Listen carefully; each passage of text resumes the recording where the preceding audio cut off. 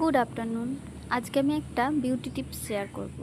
সেটা হলো, যারা আমার মতো কাঠের চিরুনি ব্যবহার করে তারা কিভাবে চিরুনি পরিষ্কার রাখবে। তো এই কাঠের চিরুনি পরিষ্কার করতে গেলে প্রত্যেক 15 দিন অন্তর অন্তরে কিন্তু চিরুনিকে জল দিয়ে এবং তার সাথে কিছু লিকুইড সোপ বা হ্যান্ড ওয়াশ এই জাতীয় জিনিস দিয়ে পরিষ্কার করতে হয়। লিকুইড সোপ এই জন্যই দেওয়া হয় কারণ কাঠের মধ্যে অন্য কিছু যেমন ডিটারজেন্ট বা এগুলো দিলে রাফনেস চলে আসে, যা চুলের জন্য খুব একটা ভালো নয়। আর এই ধরনের চিরুনিগুলো বেশিরভাগ ক্ষেত্রে নিম কাঠ বা এই জাতীয় কাঠ দিয়েই ইউজ করা হয়, কারণ নিম আমাদের চুলের জন্য বা মাথার স্ক্যাল্পের জন্য খুব ভালো হয়। তো আমি বলবো যে প্লাস্টিকের চিরুনি অ্যাভয়েড করে কাঠের চিরুনি ব্যবহার করা উচিত।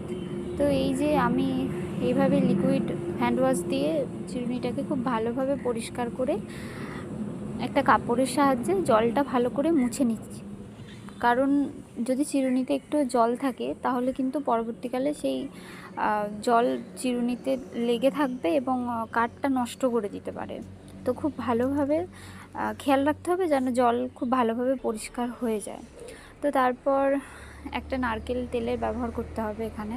তো আমি এই প্যারাশুটের অ্যালোভেরা জেলটাই ব্যবহার করি, অ্যালোভেরা নারকেল তেলটা। এইটা চিরুনির মধ্যে লাগিয়ে চিরুনিটাতে যাতে খুব ভালোভাবে নারকেল তেলটা যায়, চিরুনি নিজে নিজেই নারকেল তেলটা অ্যাবজর্ব করে নেবে। তো এটা কিছুক্ষণ ধরে ভালোভাবে করতে হবে যাতে ওই চিরুনির যে প্রত্যেকটা কাঠি থাকে বা দাঁড় থাকে সেগুলোর মধ্যে যেন নারকেল তেলটা পৌঁছায়।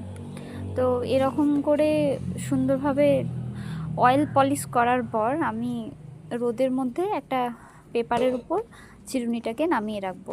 পেপারটা যে এক্সট্রা যে অয়েলটা থাকবে সেটা কিন্তু সোক করে নেবে। ব্যাস, এভাবেই 15 দিন অন্তর অন্তর করতে হয়।